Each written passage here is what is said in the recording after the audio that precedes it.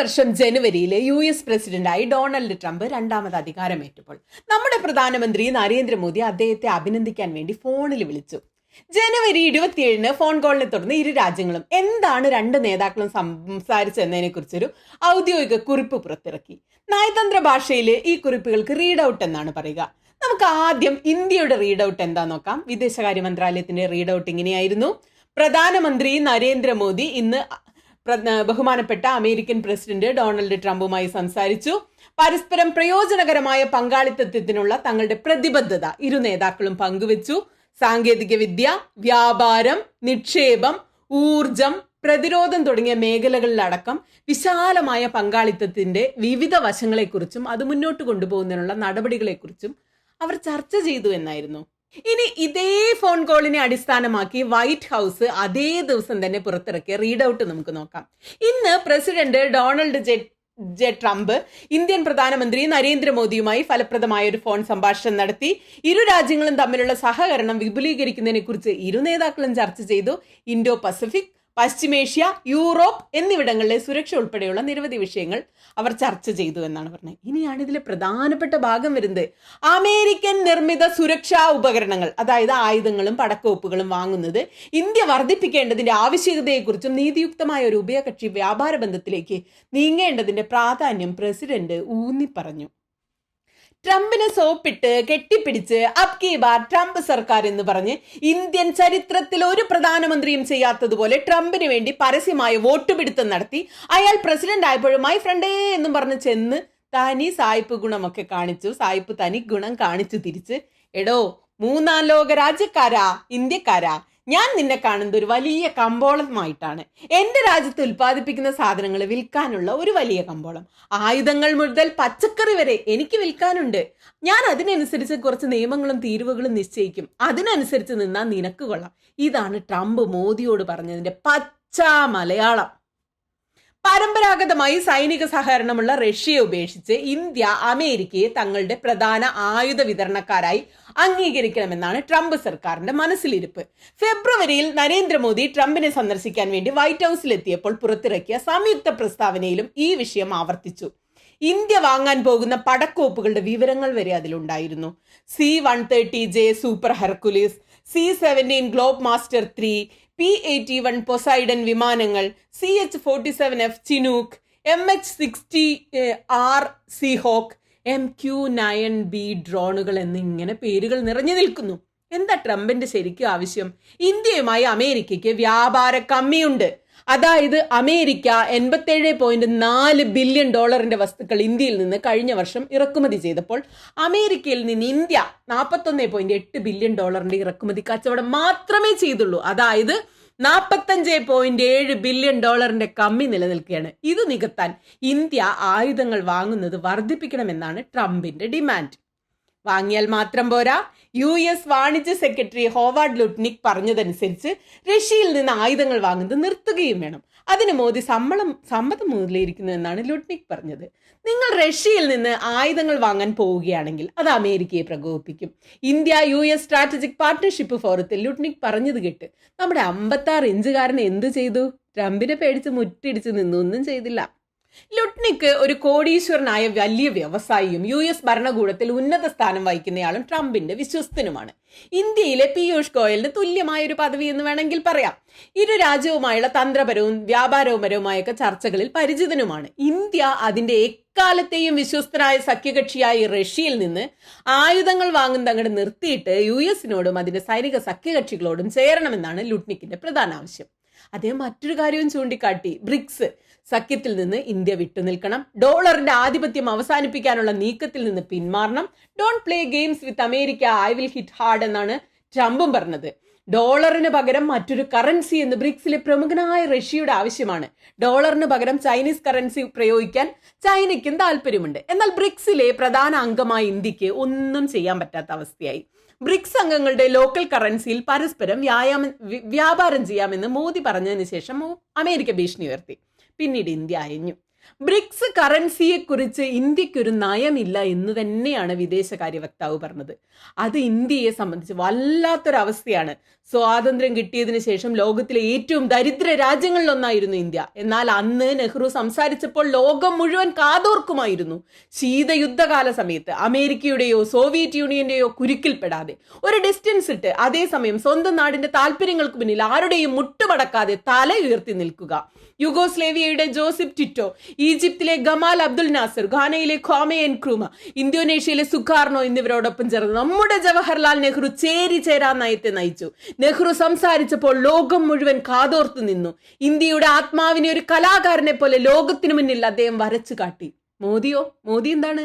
കണ്ടില്ലേ, ഞാൻ കെട്ടിപ്പിടിക്കുന്ന കണ്ടില്ലേ എന്ന ലൈനിലുള്ള പ്രകടന ഭരതയിലാണ് അഭിരമിച്ചുകൊണ്ടിരിക്കുന്നത്. സംഘികൾ കൈയടിക്കുന്നുണ്ട്. ട്രംപിന് വേണ്ടി സംഘികൾ ഡൽഹിയിൽ പൂജ വരെ നടത്തുന്നുണ്ട്. ന്യൂ ജേഴ്സിയിൽ ഡാൻസ് കളിക്കുന്നുണ്ട്. എന്നാൽ യഥാർത്ഥത്തിൽ എന്താണ് സംഭവിച്ചുകൊണ്ടിരിക്കുന്നത്? മോദിക്ക് തുടർച്ചയായ നയതന്ത്ര തിരിച്ചടികൾ നേരിടേണ്ടി വന്നു. തീരുവകൾ കുറയ്ക്കാൻ US സമ്മർദ്ദം ചെലുത്തി മോദിയെ ബുദ്ധിമുട്ടിച്ചു. അനധികൃത കുടിയേറ്റക്കാർ എന്ന് വിളിക്കപ്പെടുന്നവരെ സൈനിക വിമാനങ്ങളിൽ കൈവിലങ്ങും കാൽവിലങ്ങും ഇട്ട് നാട് കടത്തിയത് കണ്ട് ഇന്ത്യക്കാർ നാണം കെട്ട് രോഷം കൊണ്ടപ്പോൾ നമ്മുടെ വിദേശകാര്യമന്ത്രി അമേരിക്കയിൽ ഇങ്ങനെയൊക്കെയാണെന്ന് പറഞ്ഞ് ട്രംപിനെ പേടിച്ച് ന്യായീകരിക്കേണ്ട അവസ്ഥ വരെ വന്നു. അതിനിടയിലാണ് ട്രംപ് മറ്റൊരു വെടി പൊട്ടിച്ചത്.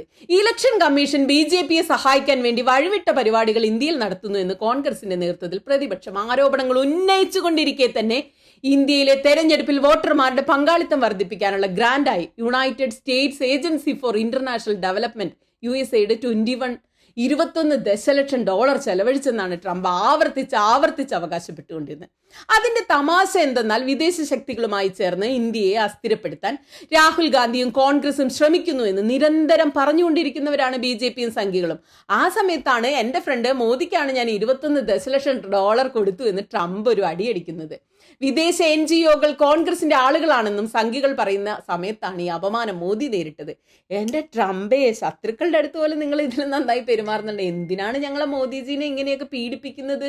സത്യത്തിൽ മോദിയുടെ നേതൃത്വത്തിൽ അമേരിക്കയ്ക്ക് ഇന്ത്യക്ക് മേലുള്ള വിശ്വാസ്യത കുറഞ്ഞുപോയോ, അത് കൂടിയെന്നാണോ നിങ്ങൾക്ക് തോന്നുന്നത്? നിങ്ങളുടെ അഭിപ്രായം എന്താണെന്നൊന്ന് പറയണേ.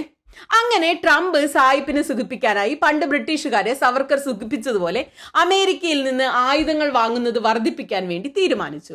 BJPയോട് അടുപ്പമുള്ള മുൻ വിദേശകാര്യ സെക്രട്ടറി കാൻവാൾ സിബലിനെ പോലുള്ളവരുടെ ആശങ്ക ന്യൂഡൽഹി തങ്ങളുടെ വിദേശ നയം ബാഹ്യ വിരട്ടലുകൾക്ക് വിട്ടുകൊടുക്കുന്നു എന്നതാണ്. പോയി പണി നോക്കാൻ പറയുന്നതിന് പകരം വിരട്ടാൻ വരുന്ന സായിപ്പിന്റെ മുന്നിൽ മുട്ടുമടക്കുന്ന ഈ നയം മാറ്റത്തെക്കുറിച്ച് മോദി സർക്കാർ മൗനം പാലിക്കുകയാണ്. യഥാർത്ഥത്തിൽ എന്താണ് സംഭവിക്കുന്നതെന്നറിയാൻ പൗരന്മാർക്ക് അവകാശമുണ്ട്. മൻമോഹൻ സിംഗിന്റെ ഭരണകാലത്ത് അമേരിക്കയുമായുള്ള ആണവ കരാറിനെ കുറിച്ച് നമ്മൾ കവലകൾ മുതൽ പാർലമെന്റിൽ വരെ എത്ര ചർച്ചകൾ ചെയ്തു. മൻമോഹൻ സിംഗ് ജനങ്ങളുടെ ശബ്ദത്തെ ഭയന്നില്ല. എന്നാൽ ഇപ്പൊ എന്താണ് നടക്കുന്നത്? വിദേശകാര്യ നയത്തെക്കുറിച്ച് ഈ സംഖ്യകൾ വാട്സാപ്പിൽ അടിച്ചുവിടുന്നതല്ലാതെ നമുക്ക് എന്തറിയാം അതിനെക്കുറിച്ച്? മൊത്തം പുകമറയാണ്. മോദി വ്യക്തമാക്കേണ്ട ഒരു വിഷയമാണിത്. അമേരിക്കൻ കൊമേഴ്സ് സെക്രട്ടറി ലുട്നിക് അവകാശപ്പെടുന്ന പോലെ റഷ്യയുമായുള്ള കൂടുതൽ ആയുധ ഇടപാടുകൾ നിർത്തിവെക്കാൻ ഇന്ത്യ തീരുമാനിച്ചിട്ടുണ്ടോ? സ്വയം ഭരണാധികാരം, ചേരാ നയം എന്നിവ പരീക്ഷിച്ച് വിജയിച്ച നയം നമ്മൾ ഉപേക്ഷിച്ച് വാഷിംഗ്ടൺ ചേരികൾ നമ്മൾ ചേർന്നോ? കണക്കുകൾ സൂചിപ്പിക്കുന്നത് റഷ്യയിൽ നിന്നുള്ള പ്രതിരോധ ഇറക്കുമതി 2009 76% എന്ന നിലയിൽ നിന്ന് കഴിഞ്ഞ വർഷം വെറും 36% കുത്തനെ ഇടിഞ്ഞു എന്നാണ്. നേരത്തെ റഷ്യയുമായി ചേർന്ന് ഹെലികോപ്റ്ററുകളും നൂതന യുദ്ധവിമാനങ്ങളും നിർമ്മിക്കാനുള്ള പദ്ധതികളും ഉപേക്ഷിച്ചിരുന്നു.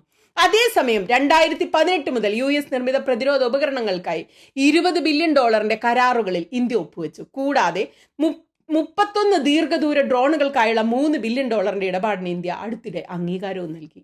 ഇന്ത്യൻ പൗരന്മാരുടെ മുന്നിൽ തുറന്ന് വെളിപ്പെടുത്താത്ത എന്ത് കണക്കുകൂട്ടലാണ് ഇതിനു പിന്നിൽ? അതിന്റെ ഗുണദോഷങ്ങളെക്കുറിച്ച് ആരും ചോദ്യം ചെയ്യാതെ ചിലർക്ക് വിവരങ്ങൾ തോന്നുന്നത് പോലെ പുറത്തു വരുന്നു. പ്രധാനമന്ത്രിയുടെ ഓഫീസിൽ നിന്നുള്ള ദൈനംദിന വാർത്താക്കുറിപ്പുകൾ ഒരു ചോദ്യവും കൂടാതെ വിഴുങ്ങാൻ മുഖ്യധാരാ മാധ്യമങ്ങൾ ശീലിച്ചു കഴിഞ്ഞു. അവരൊരു ചോദ്യവും ചോദിക്കുന്നില്ല. ഇന്ത്യയുടെ ലിബറൽ പാരമ്പര്യത്തിന്റെ ഭാഗ്യമാണ് ഔദ്യോഗിക നയങ്ങളെക്കുറിച്ചുള്ള മാധ്യമ പൊതുജന ചർച്ചകൾ. എന്നാൽ 2014 അത് മുതൽ അതെന്താണെന്ന് പോലും ആളുകൾക്കറിയില്ല. മുൻകാലങ്ങളിൽ ഓരോ നയം മാറ്റത്തിന് മുമ്പായി ടെലിവിഷനിൽ, അച്ചടി മാധ്യമങ്ങളിൽ നടന്ന സംവാദങ്ങൾ നിങ്ങൾക്ക് ഓർമ്മയില്ലേ? നേരത്തെ പറഞ്ഞതുപോലെ UPA സർക്കാരിന്റെ കാലത്ത് വർഷങ്ങളോളമാണ് US-ഉമായുള്ള ആണവ കരാറിനെ കുറിച്ച് നമ്മൾ ചർച്ച ചെയ്തത്. എല്ലാ ദിവസവും അനുകൂലവും പ്രതികൂലവുമായ വാദങ്ങൾ ഉയർന്നു വന്നു. മൻമോഹൻ സിംഗ് വിയർത്തെങ്കിലും ഈ വാദപ്രതിവാദത്തിലാണ് ഇന്ത്യയുടെ ജനാധിപത്യം സജീവമായി നിലനിൽക്കുന്നതെന്ന് അദ്ദേഹത്തിന് അറിയാമായിരുന്നു. അതുകൊണ്ട് ആ ചർച്ചകൾ തുടരുകയാണ് ചെയ്തത്. കാർഗിൽ യുദ്ധകാലത്ത് ചന്ദ്രശേഖർ സർക്കാരിന്റെ കീഴിൽ ഇറാഖ് യുദ്ധ സമയത്ത് US കപ്പലുകളെ ഇന്ത്യൻ തുറമുഖങ്ങളിൽ അനുവദിക്കുന്ന കാര്യത്തിലൊക്കെ വലിയ വലിയ ചർച്ചകളാണ് നമ്മുടെ നാട്ടിൽ നടന്നിട്ടുള്ളത്. ചേരിചേരായ്മയുടെയും ആഗോളവൽക്കരണത്തിനെയും ഗുണദോഷങ്ങളെക്കുറിച്ച് എത്ര വലിയ സംവാദങ്ങൾ, ആശയ സംവാദങ്ങൾ ഇവിടെ ഉണ്ടായി. മോദിക്ക് മുമ്പ് ഭാരതീയ ജനതാ പാർട്ടി വരെ ഇത്തരം സംവാദങ്ങളിൽ ഏർപ്പെടാറുണ്ടായിരുന്നു. ഇപ്പോൾ മോദി ഷാ കൂട്ടുകെട്ട് ഇത്തരത്തിലുള്ള എല്ലാ സംവാദങ്ങൾക്കും അവസാനം കുറിച്ചു. അണ്ണം പറയും, പൊതുജനം ഓ തമ്പ്ര എന്ന് പറയും. അതാണ് ഇപ്പൊ അവസ്ഥ. ഇനി ഒരു സുപ്രധാന കാര്യമുണ്ട്. മൻമോഹൻ സിംഗ് ഒപ്പിട്ടതാണ് ആണവ കരാർ. ട്രംപിന്റെ മർക്കട മുഷ്ടിക്ക് വഴങ്ങി മോദി ഒരു മുഴം കൂടി മുന്നോട്ട് പോയോ നാടിനെയും നാട്ടുകാരെയും ജീവനെ ബാധിക്കുന്ന ഒരു സുപ്രധാന തീരുമാനത്തിന് ഇന്ത്യ വഴങ്ങിയിട്ടുണ്ടെന്നാണ് നാം മനസ്സിലാക്കേണ്ടത്. ഈ വർഷത്തെ ബജറ്റ് പ്രസംഗത്തിൽ നിർമ്മല സീതാരാമൻ ഒരു കാര്യം പറഞ്ഞിരുന്നു. ആണവ കരാറിന്റെ ഭാഗമായുള്ള ആണവ ബാധ്യത നിയമം ഭേദഗതി ചെയ്യാൻ സർക്കാർ തീരുമാനിച്ചിരിക്കുന്നു അത്രേ. ചുരുക്കി പറഞ്ഞാൽ നിലവിലത്തെ നിയമപ്രകാരം ഇന്ത്യ ഒരു വിദേശ കമ്പനി വൈദ്യുതി ഉൽപാദനത്തിനായി ഒരു ആണവ റിയാക്ടർ സ്ഥാപിച്ചാൽ എന്തെങ്കിലും അപകടമുണ്ടായാൽ അതിന്റെ ഉത്തരവാദിത്തം, ബാധ്യത പദ്ധതി നടപ്പിലാക്കുന്ന വിദേശ കമ്പനിക്കാണ്. എന്നാൽ നരേന്ദ്രമോദിയുടെ നയം മാറ്റം പ്രകാരം എന്തെങ്കിലും അപകടമുണ്ടായാൽ സ്വകാര്യ വിദേശ കമ്പനിയെ ബാധ്യതയിൽ നിന്ന് ഒഴിവാക്കുമെന്ന് പ്രഖ്യാപിച്ചു. ഈ മാറ്റത്തിന്റെ പ്രാഥമിക ഗുണഭോക്താക്കൾ US കമ്പനികളായിരിക്കും. എങ്ങനെയുണ്ട്? അന്ന് പ്രതിപക്ഷത്തായിരുന്ന BJPയുടെ പിന്തുണയോടെയാണ് പാർലമെന്റ് 2010 ഓഗസ്റ്റിൽ civil liability for nuclear damage act പാസാക്കിയത്. 2011 മാർച്ച് 11 ഫുക്കുഷിമ ആണവ ദുരന്തത്തിന് 7 മാസം മുമ്പാണ് ഇതെന്ന് ഓർക്കണം. മാത്രമല്ല ഭോപ്പാൽ യൂണിയൻ കാർബൈഡ് ദുരന്തത്തിന്റെ വേദന ഇന്നും ഇന്ത്യയുടെ ആത്മാവ് അനുഭവിച്ചുകൊണ്ടിരിക്കുകയാണ്. 15,000 പേർ കൊല്ലപ്പെട്ട 6 ലക്ഷത്തോളം പേരെ ബാധിച്ച 1984 ദുരന്തം വരുത്തിവെച്ച Union Carbide company chairman Warren ആൻഡേഴ്സിനെ ഇന്ത്യയിൽ നിന്ന് രക്ഷപ്പെടാൻ രാജീവ് ഗാന്ധിയുടെ കോൺഗ്രസ് സർക്കാർ അന്ന് തന്നെ സഹായിച്ചിരുന്നു. അന്ന് എന്നാൽ സമാനമായ ഒരു അപകടം ഒഴിവാക്കുന്നതിനുള്ള നിയമപരമായ മുൻകരുതൽ അമേരിക്കയ്ക്ക് വേണ്ടി മോദി ചെയ്യുമ്പോൾ RSSനും മിണ്ടാട്ടമില്ല. നല്ല ആടേപ്പൊളി ദേശസ്നേഹികളാണ് ഇവരൊക്കെ. ട്രംപിനെ പ്രീതിപ്പെടുത്താനായി എല്ലാ സുരക്ഷാ സംവിധാനങ്ങളും റദ്ദാക്കപ്പെടുകയാണ്. മോദി ട്രംപിന് മുന്നിൽ അക്ഷരാർത്ഥത്തിൽ മുട്ടിലെഴയുകയാണ്. അത് പോരാഞ്ഞിട്ട് US നിന്ന് കൂടുതൽ ക്രൂഡ് ഓയിലും പെട്രോളിയം ഉൽപ്പന്നങ്ങളും വാങ്ങാൻ ഇന്ത്യയുടെ മേൽ സമ്മർദ്ദമുണ്ട്. അതിനിടയ്ക്ക് വാഷിംഗ്ടണിലെ വ്യാപാര ചർച്ചകളിൽ ട്രംപ് ഒരു ബോംബ് പൊട്ടിച്ചു. സ്റ്റീൽ, അലൂമിനിയം ഇറക്കുമതിയുടെ തീരുവ 25% നിന്ന് 50% ഉയർത്താനുള്ള തീരുമാനമായിരുന്നു അത്. കാനഡയുടെ ചേംബർ ഓഫ് കൊമേഴ്സ് ഇതിനെ വടക്കേ അമേരിക്കൻ സാമ്പത്തിക സുരക്ഷയ്ക്ക് വിരുദ്ധം എന്നാണ് വിശേഷിപ്പിച്ചത്. യൂറോപ്യൻ കമ്മീഷൻ US-നെതിരെ തിരിച്ചടിക്കുമെന്ന് ഭീഷണിപ്പെടുത്തി. ട്രംപിന്റെ ഏകപക്ഷീയമായ തീരുമാനത്തെ ഓസ്ട്രേലിയൻ സർക്കാർ ന്യായീകരിക്കാനാവാത്തത് എന്ന് വിശേഷിപ്പിച്ചു. സർക്കാർ നയങ്ങളിൽ നിശബ്ദത പാലിക്കാൻ നിർബന്ധിതരായ ഇന്ത്യയിലെ ബിസിനസ് സംഘടനകൾ പോലും ചുണ്ടനക്കി പ്രതിഷേധവുമായി രംഗത്തെത്തി. എഞ്ചിനീയറിംഗ് എക്സ്പോർട്ട് പ്രൊമോഷൻ കൗൺസിലും ഫെഡറേഷൻ ഓഫ് ഇന്ത്യൻ എക്സ്പോർട്ട് ഓർഗനൈസേഷനും US തീരുമാനത്തെ അപലപിച്ച് രംഗത്തെത്തി. നരേന്ദ്രമോദി ഇതുവരെ വാ തുറന്നൊരക്ഷരം സംസാരിച്ചോ? ഇല്ല. നിങ്ങൾ കേട്ടോ? ഇത്രയൊക്കെ നമ്മളെ നാണം കെടുത്തി, നമ്മുടെ രാജ്യത്തെ നാണം കെടുത്തി, നമ്മുടെ മഹത്തായ സംസ്കാരത്തെ അപമാനിക്കുന്ന എന്തൊക്കെ പറഞ്ഞാലും മോദി നമ്മുടെ പ്രധാനമന്ത്രിയാണ്. അദ്ദേഹത്തിന് പുല്ല് വില കൊടുക്കുന്ന ട്രംപിന്റെ മൂഡ് എന്തിനാണ് ഇന്ത്യയും മോദിയും ഇങ്ങനെ താങ്ങിക്കൊണ്ട് നടക്കുന്നതെന്ന് ഇപ്പോഴും മനസ്സിലാവുന്നില്ല. ഒരു പ്രധാനമന്ത്രി ഇത്രയേറെ അപമാനിക്കുന്ന മറ്റൊരു പ്രധാനമന്ത്രി നമ്മൾ എന്തിനു അംഗീകരിക്കണം? ഞാൻ നോക്കിയിട്ട് ഒരു കാരണമേ ഇതിന് കാണുന്നുള്ളൂ. മോദിക്കും ട്രംപിനും മുസ്ലിങ്ങളെ ഇഷ്ടമല്ലെന്നറിയാലോ. പിന്നെ രണ്ടുപേരും സ്വേച്ഛാധിപത്യ മനോഭാവമുള്ളവരാണ്. നല്ല സ്ത്രീ വിരുദ്ധരാണ്. എതിർക്കുന്നവരെ പൂട്ടാൻ ജനാധിപത്യ വിരുദ്ധ രീതികൾ സ്വീകരിക്കുന്നവരാണ്.